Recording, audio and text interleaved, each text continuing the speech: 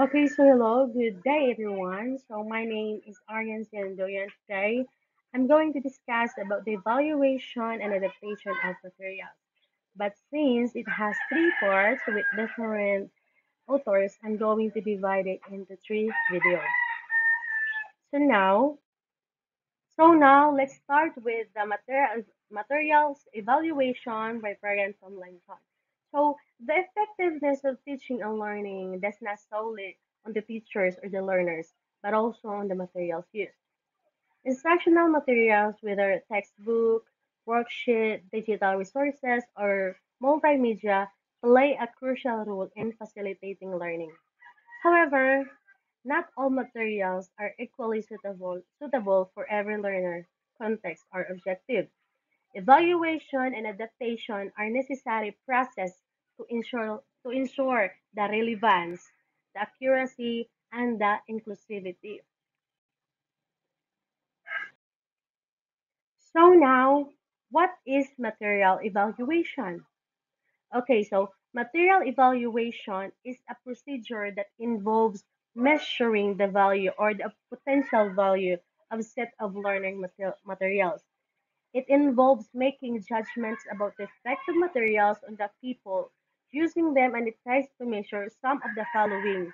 So I will discuss it in the next slide. First, we have the appeal. Appeal on the materials.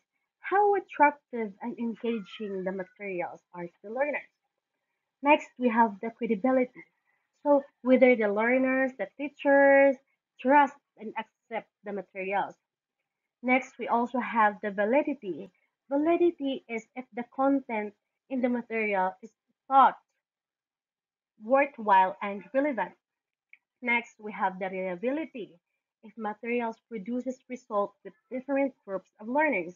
We also have the interest and motivation. So interest and motivation is the ability to capture attention and encourage learning. We also have the learning outcomes. So learning outcomes has two terms, the short and the long term. Short term focuses on the performance on tests and exams, while on the other hand, the long term is the development of language and communication skills. Now we also have the perception. Perception has two views. It is the perception of learners and the teachers.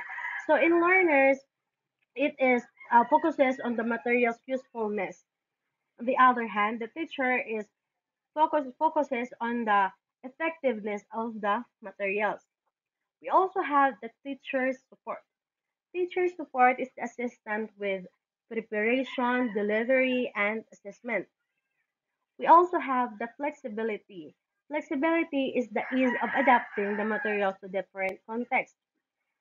Now we have also teachers development. So what is teacher development? It is the contribution to improving teacher skills. And lastly, we also have the administrative alignment.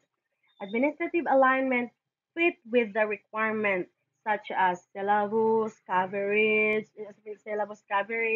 exam preparation, and standardization across classes. So now let's move on to evaluation and analysis. The differences between evaluation and analysis. In evaluation, it is subjective and focuses on what materials do.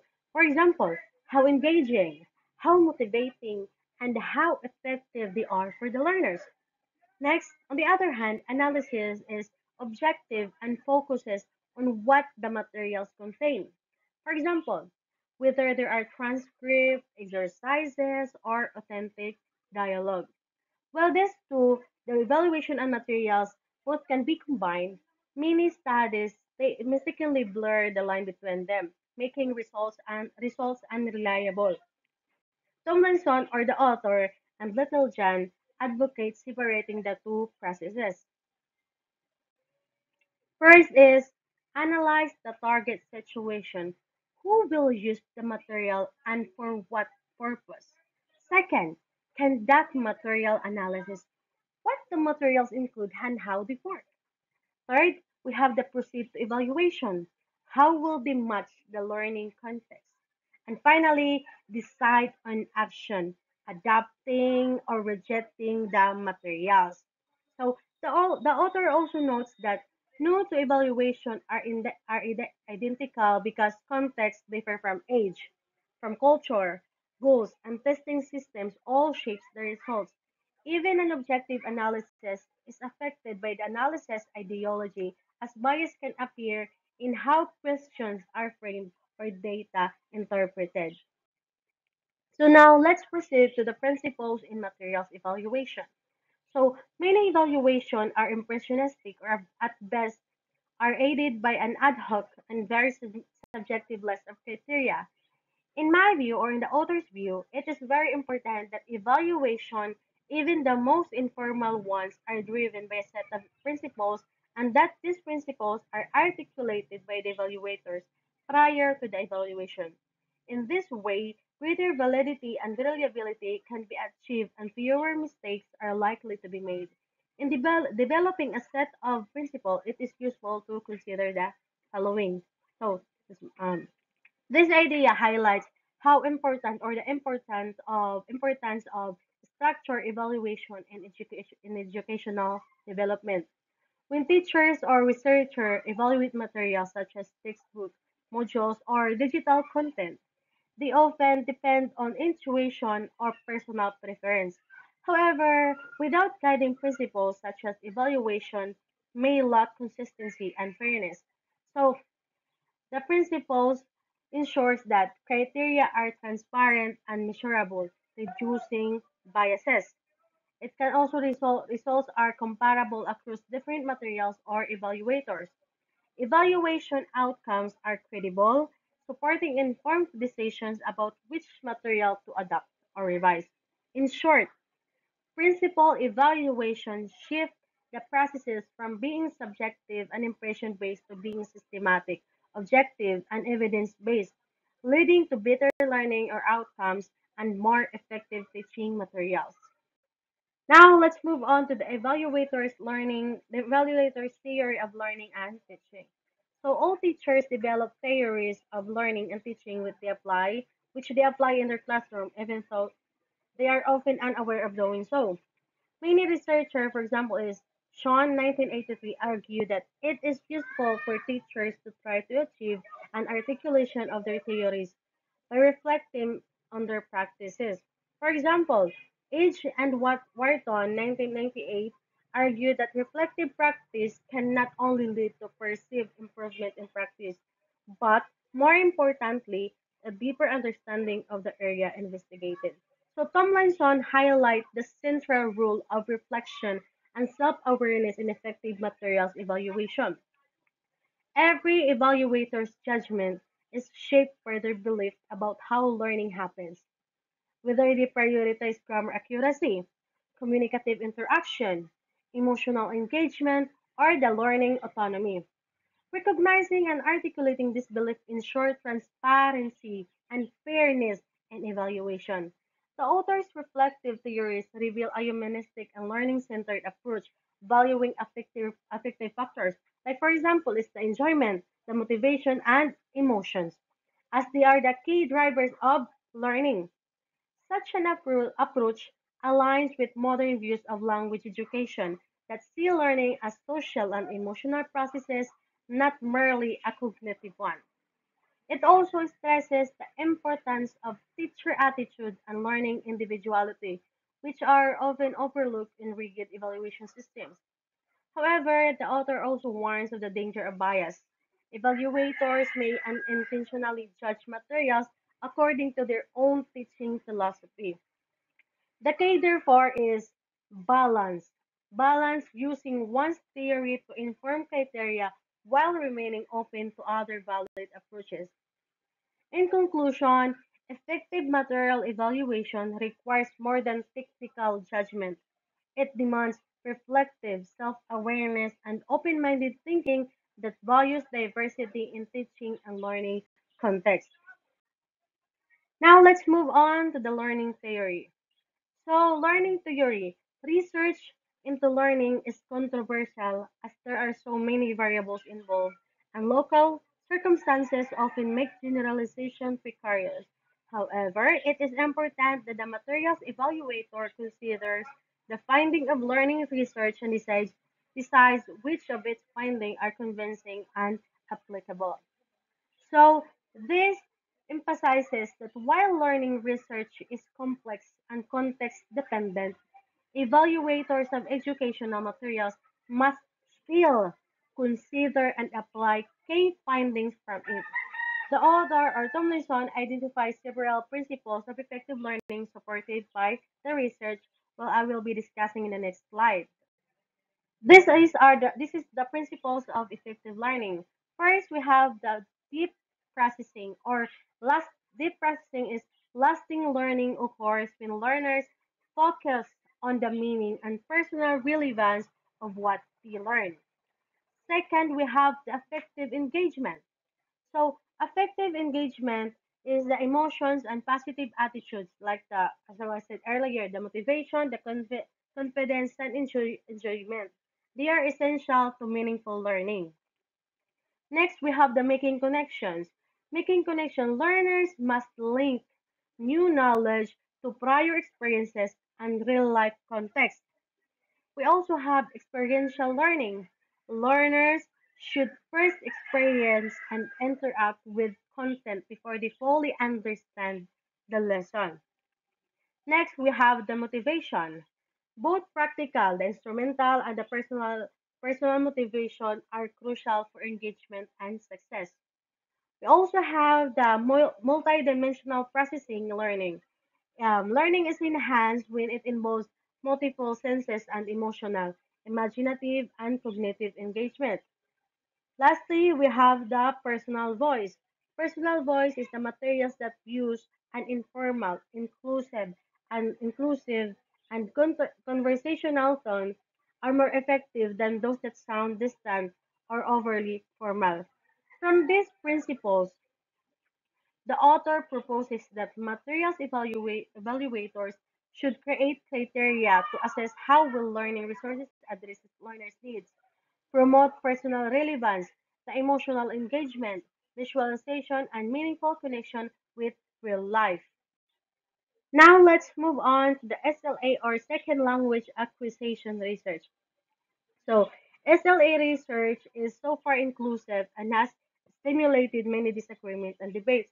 For example, about the value of the explicit teaching of discrete language points. However, there is now a sufficient consensus of opinion on certain facilitating features of language learning for them to be useful in helping to articulate the principles to be used as the basis of materials evaluation. So, this emphasizes how SLA research, though full of debates and lacking complete consensus, still provides valuable insights that can guide materials evaluation and design. Despite disagreement, for example, is the explicit on the grammar teaching. Researchers generally agree on several principles that support effective language learning. Now we have the SLA-based principles for materials design and evaluation. First, we have the impact. Impact on materials should capture learners' attention through variety and engaging presentation. Second, we have the comfort and confidence. So learners should feel at ease and be gradually challenged to build confidence. Third, we have the relevance. Learners need to see the language as meaningful and useful in their own lives. Fourth, we have the learner involvement. Materials should encourage autonomy, discovery, and self investment. Fifth, we have the readiness. Instruction should match learners' development and psychological readiness. Sixth, we have the authentic input. Learners should be exposed to rich real world language use. Seven, we have the noticing. Materials should help learners focus on important language features. We also have the communicative use. It is when learners need chances to use the target language for real communication. We also have the delayed effects. Materials should include recycling and repetition since learning develops over time. Now we have the individual differences. Materials must cater to diverse learning styles and affective factors. We also have the whole person engagement. Learning should stimulate intellectual, emotional, and sensory responses. And lastly, we have the feedback. Feedback focuses on feedback on communication.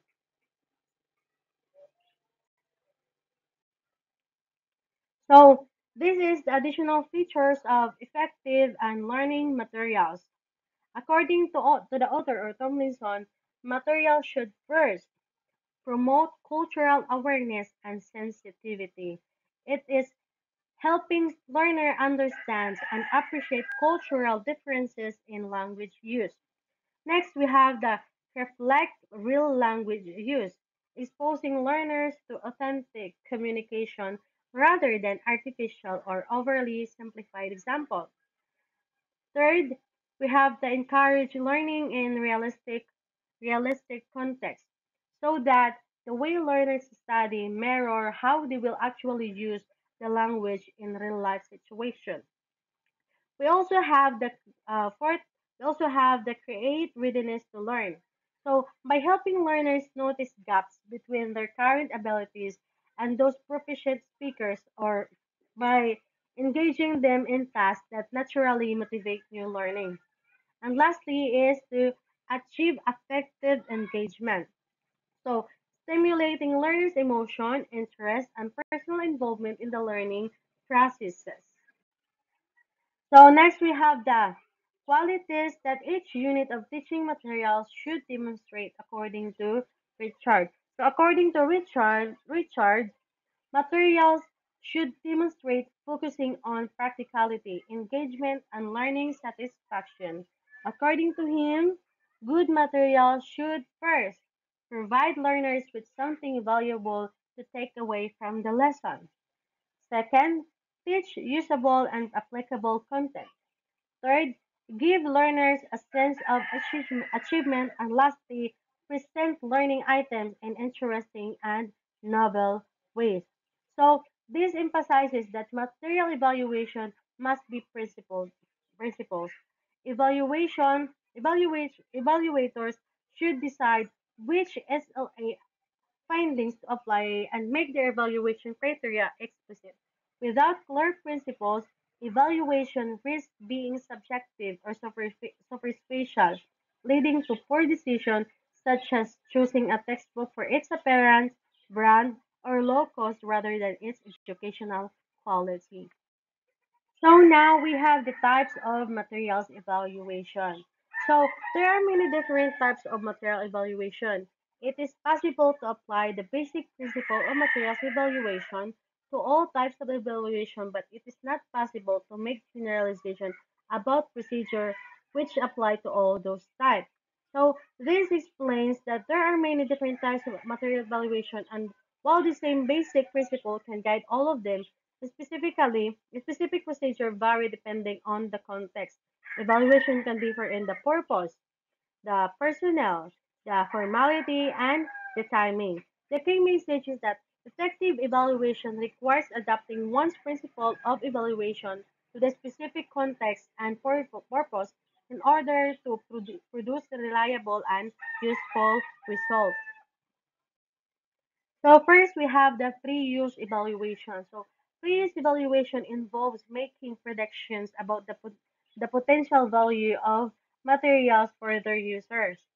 It can be context free, as in review of materials for a journal, context influence, as in a review of draft material for a publisher with target user in mind, or context dependent, as when a teacher selects coursebook for use with her particular class.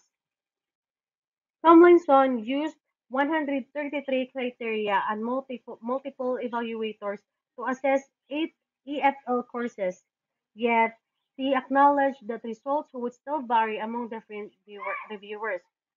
So, checklists have become popular tools for such evaluations. but they have limitations. No single checklist fits all teaching contexts. So researchers like Braid or Bride or and Canningsworth and Tomlinson emphasizes that evaluation criteria should match the curriculum learners and teachers' needs. Many checklists are criticized for being either too rigid or too context bound.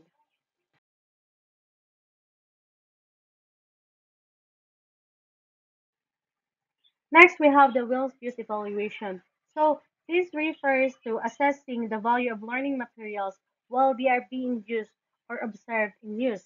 Unlike pre-use evaluation, which is predictive, Will's use evaluation is based on real-time observation and measurement, making it potentially more objective and reliable. However, it has limitations. It can only measure observable aspect of learning. For example, is the clarity of instruction, student engagement, and cannot measure deeper cognitive processes or long-term learning effects. This type of evaluation focuses on measurable features such as the clarity of instruction and layout, the comprehensibility and credibility of text and tasks, and achievability and performance outcome, practicality, flexible and appeal, motivational impact, and the short-term learning effectiveness. Although teachers often rely on impressionistic observation, more systematic approaches such as focusing on one criterion at a time and using measurement tools, example is the recording student talk, noting eye contact, facial expression, and engagement can increase reliability. While relatively under explored in the research, Jolly and Boleto and Tomlinson and Masuhara shows that collecting student feedback during lessons can help refine and improve materials both during and after use. And lastly, we have the post-use evaluation. So post-use evaluation is probably the most valuable but less administered type of evaluation as it can measure the actual effects of the materials on the users. So it's conducted after learning materials have been used, making it the most valuable yet less practiced form of evaluation. Unlike reuse, which is the predictive and will use the observational evaluation, post-use evaluation measures the actual effects of materials on learners, on teachers, and institutions.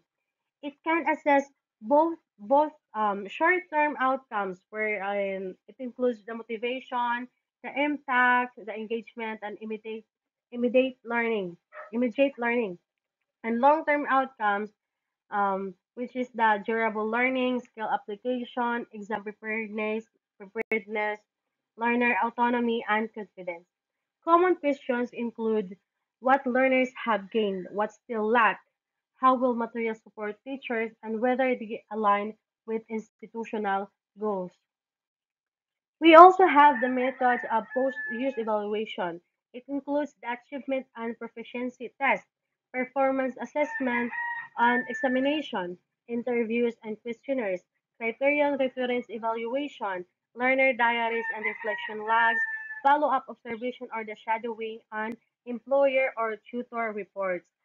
While post-use evaluation provides the most direct evidence of effectiveness, it is also the most demanding. Why? Because it requires time, expertise, and previous baseline data for comparison. So, despite these challenges, it yields crucial information for improving, for adapting, or replacing material and can inform large-scale decisions by publishers, ministries, and teachers. So studies by Donovan, Amrani, Ellis illustrate how post-use evaluation can be applied in practice. On the other hand, in Tomlinson and Masuhara, document international projects using this approach. So next we have the developing criteria for material evaluation. So the author's experience, both personally and of students and teachers, is that it is extremely useful to develop a set of formal criteria for use on a particular evaluation and then to use that set of basis for developing developing subsequent context specific sets. Initially, this is demanding and time consuming, but it not only helps the evaluators to clarify the principles of language learning and teaching, but it also ensures that future evaluations, both formal and informal, are systematic, rigorous, and above all, principled. So, this emphasizes the importance of developing formal criteria for materials evaluation. According to Tomlinson, creating a clear and structured set of evaluation criteria, especially for a specific context, may be time consuming at first, but it brings long term benefits. This process not only helps evaluators to clarify their own principles of language learning and teaching, but also ensures that the future evaluations are systematic, rigorous, and principles rather than impressionistic and ad hoc. Once an initial set of criteria has been developed and refined, it can serve as a foundation for future evaluations, allowing evaluators to adapt and generate context-specific criteria for different materials and situations. In this way, the practice becomes more efficient, consistent, and grounded in clear pedagogical reasoning. We also have the ways of developing criteria. First is the brainstorm a list of universal criteria. So, universal criteria are those which would apply to any language learning materials anywhere for any learners. So, for example, they would apply equally to a video course for 10 years old in Argentina and an English for academic purposes textbook for undergraduates in Thailand. They derive from principles of language learning and the results of classroom observations and the provide the fundamental basis for any material evaluation.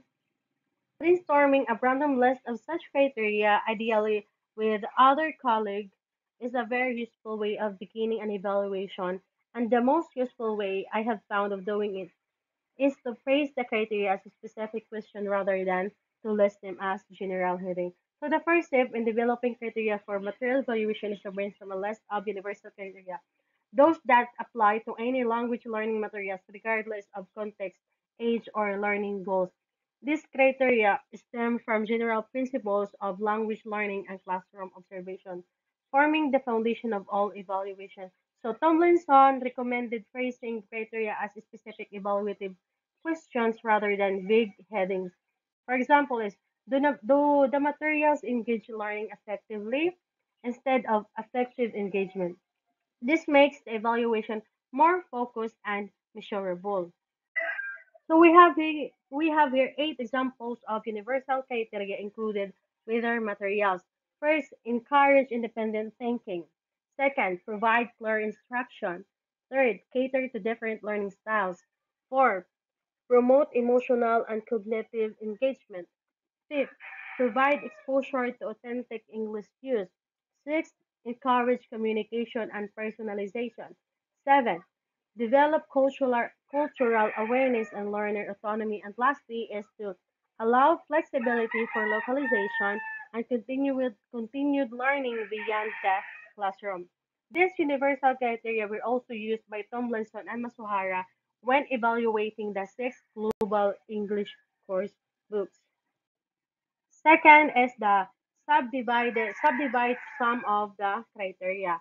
If the evaluation is going to be used as basis for revisions or adaptation of the materials, or if it is going to be a formal evaluation that is going to inform important decisions, it is useful to sum of the criteria into more specific questions. So the second step in developing evaluation criteria, as I said earlier, is to subdivide some of the universal criteria into more specific and detailed questions, especially when the evaluation will guide revision, adaptation, or formal decision making. So, breaking broad criteria into smaller components allows evaluators to identify precise areas that need improvement. For example, Instead of the general question, are the instructions clear? The criterion can be subdivided into that. Are the instructions clear? Are they sufficient and self-studying standing? Are they standardized, separated, sequenced, and staged? This granular approach makes the evaluation more systematic and helps pinpoint exact weakness in the materials. Third is the monitor and revise the list of universal criteria. So first we have the ensure each question is an evaluation question, not just an analysis question. For example, instead of does each unit include a test, you will revise it into to what extent are the tests likely to provide useful learning experiences. So from analysis, it becomes an evaluation. Second, avoid multiple questions in one item. Why? Because each question should address only one aspect to make grading or judgment consistent and accurate. Third is make question answerable. Questions should be clear. It should be specific. It should be realistic. Neither too broad nor dependent on other criteria or specialized knowledge. Fourth, keep questions free from dogma. What do you mean by this? We have to avoid imposing one teaching method or theory. For example, is the PPP model, presentation, practice, or production, since not all materials follow the same pedagogical structure. Lastly, we have to ensure reliability and shared interpretation. Questions should be written in a way that different evaluators would interpret similarly. Ambiguous terms like authenticity or balance of skills should be clarified or written for consistency. Monitoring and revising the criteria list is a crucial step in ensuring the quality and fairness of materials evaluation. It transformed the evaluation process from being subjective and inconsistent to systematic and credible. When evaluators refine their questions to be evaluative, single focus, clear, unbiased, and reliable, they increase both the validity and the reliability of their judgment. This stage also highlights a common issue in published checklists. Many contain vague, compound, or biased questions that lead to unreliable results. By constant, well-monitored criteria encourage critical thinking and precision, qualities necessary for professional evaluation and education. Moreover, avoiding dogma respects the diversity of teaching approaches and allows flexibility in how materials are judged. For example, a course book might be highly effective without following traditional structures. An overly rigid criteria could overlook its potential value. In essence, monitoring and revising the criteria make evaluation a reflective, a principled process, one that not only assess materials fairly, but also promotes the evaluator's own growth in pedagogical awareness and analytical skills. Fourth is the categorize the list. It is very useful to rearrange the random list of universal criteria into categories, which facilitates focus and enables generalization to be made. An extra advantage of doing this is that you often think of the criteria related to the category as you are doing the categorization exercise. So the fourth step in developing materials evaluation criteria is to categorize the list of universal criteria. After creating and refining a list of evaluation questions, it is it is helpful to organize them into categories to make the evaluation process clearer, more systematic, and easier to interpret. Categorization now allows evaluators to focus on specific aspects of the materials and to make broader generalization about their overall quality. So, possible categories for universal criteria would be the learning principle, cultural perspective, topic content text, teaching points, text, activities, methodology, instruction, design, and layout. In learning principle, How will the material support language acquisition and learner development? In cultural perspective, whether materials are culturally appropriate and promote intercultural understanding. In topic, content or text, the relevance, the interest, and suitability of themes and reading materials. In teaching points, the presentation and sequences of grammar, vocabulary, or skills. In text, the quality, authenticity, and level of written materials. In activity, we have the type of purpose and effectiveness of learning tasks. In methodology, we have the teaching approaches and learning strategies encouraged.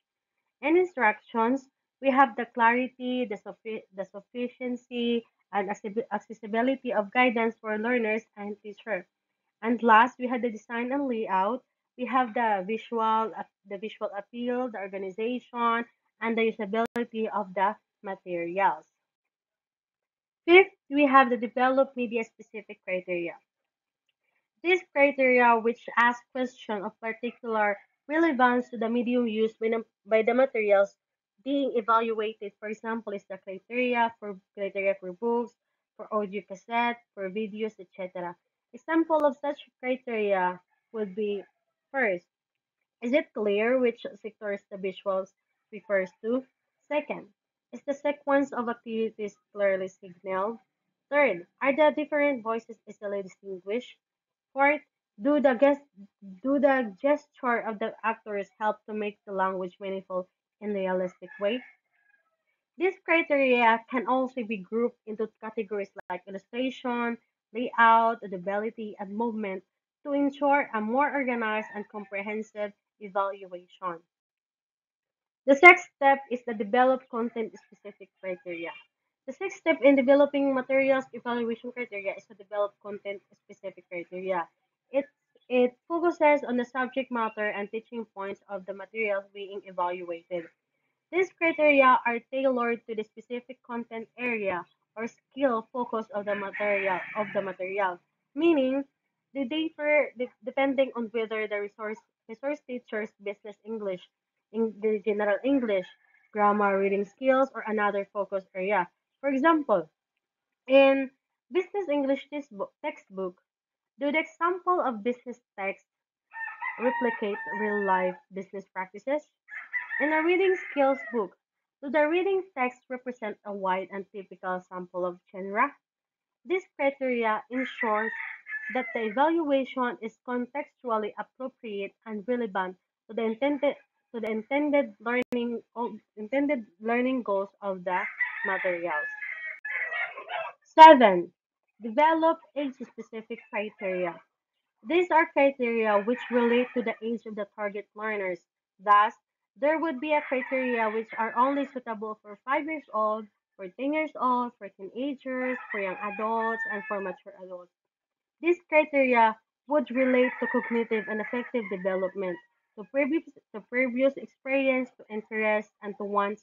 And these criteria recognize that learners at different ages have distinct cognitive abilities, emotional maturity, prior experiences, interests, and learning needs.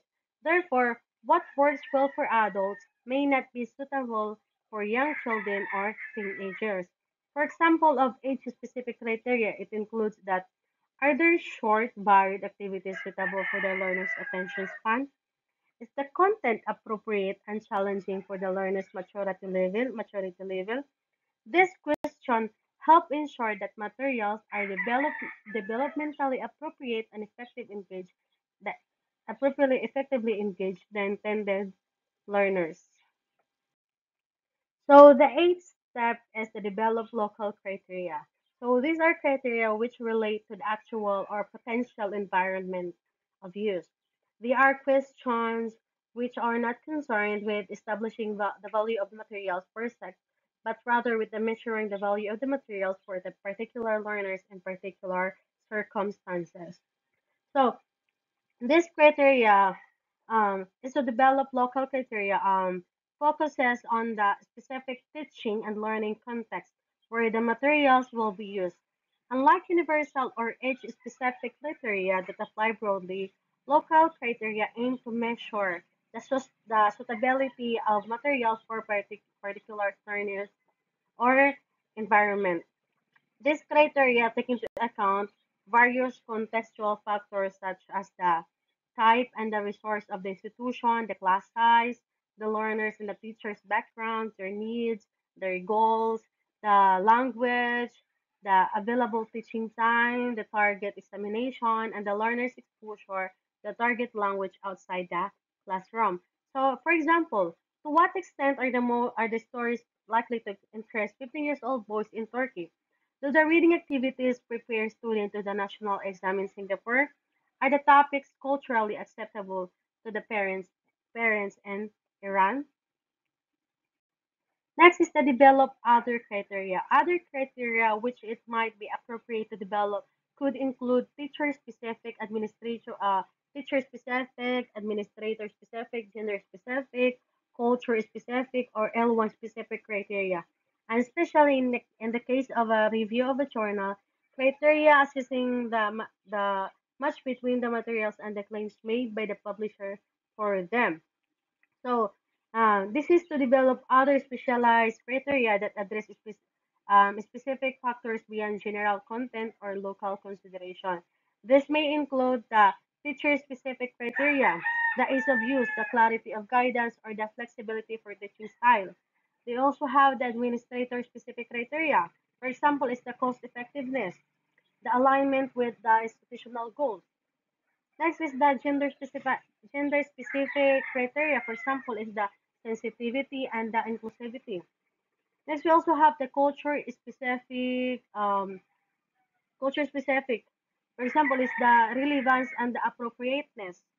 The L1 specific is how the material consider learners' first language influence, and the lastly is the publisher claim criteria. For example, is whether the materials actually deliver what publishers promises in the description.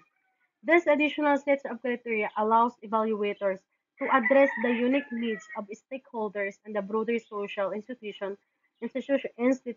dimensions of material use. Next is the trial the criteria. It is important to trial the criteria, even prior to a small, fairly informal evaluation, to ensure that the criteria are sufficient, answerable, reliable, and useful revision can be made before the actual evaluations begins. So the 10 steps in developing materials evaluation criteria is to trial the criteria before conducting the actual evaluation. This means that testing the criteria, whether in the small or informal settings, to determine if they are sufficient, answerable, reliable, and useful. By doing this, evaluators can identify weakness or the ambiguities or redundancies in the questions and make necessary revision or refinement. The goal, the goal here is to ensure that criteria truly measure what they are intended to and can be applied consistently and effectively during the formal evaluation process. Lastly, we have the conducting the evaluation. So conducting the evaluation describe how systematically carry out a materials evaluation process. So this is stage where all preparation, criteria development, and planning are put into practice. So some lessons recommended approach highlights the importance of collaboration, the consistency, and objectivity in achieving valid and reliable results. Having more than one evaluator minimizes personal bias and introduces multiple perspectives, which is especially important in subjective areas like material evaluation. Discussing the criteria beforehand ensures that everyone shares a common understanding, while independent scoring avoids group influence or conformity biases. The process of averaging scores and compiling joint reports then bring together individual insights into a balanced, evidence-based outcome. This systematic procedure promotes transparency and accountability, making it particularly suitable for evaluation that informs significant institutional or policy decisions. On the other hand, the simplified procedure Tomlinson proposes is practical for classroom teachers or smaller projects where time and resources are limited. It still retains the core principle, the reflection, the contextual awareness, and the clear criteria, but streamlines the process of efficiency. In conclusion to this, Tomlinson framework demonstrates that effective evaluation requires not just well-designed criteria, but also a methodological, collaborative implementation processes. So those are the materials evaluation by Brian Tomlinson. In conclusion, Tomlinson emphasizes the materials evaluation is challenging and time-consuming process, especially at the beginning. However, by following a principled, systematic, and rigorous approach, evaluators not only make valuable discoveries about the materials, but also gain deeper insights into language learning, teaching, and themselves as professionals. Tomlinson also shares from experience that both his student and teacher worldwide have found formal evaluation and processes enriching and educational. Over time, practicing formal evaluation helps educators develop the ability to conduct informal evaluations quickly and effectively. For instance, when reviewing new textbook or choosing materials for classroom use, he reflects that although evaluation is demanding, it is also highly rewarding, fostering open-mindedness and helping him refine his own understanding what makes good materials. Tomlinson's conclusion highlights that materials evaluation is not just technical process, but also a reflective and developmental experience for educators. While the structured methods he recommends may appear labor intensive, they lead to professional growth and greater confidence in making pedagogical judgments. Through systematic evaluations, teachers learn to look beyond surface features of materials and instead assess their educational value, cultural relevance, and learning impact. These reflective habits build a more cultural, evidence-based approach to selecting and designing teaching materials. Moreover, Tomlinson suggests that repeated engagement with evaluation develops a kind of professional intuition, an ability to make quick yet informed decisions about materials in real-world context. His personal anecdotes underscores that evaluation is a lifelong learning process, not just an academic exercise. Each experience, whether formal or informal, adds to the evaluator's understanding of how materials can best support language learning.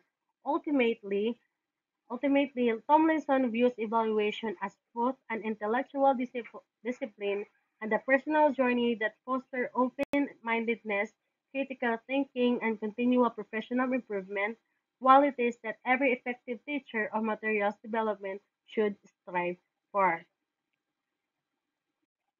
And that's all for the part one, which is the material evaluation by Brian Tomlinson. Thank you.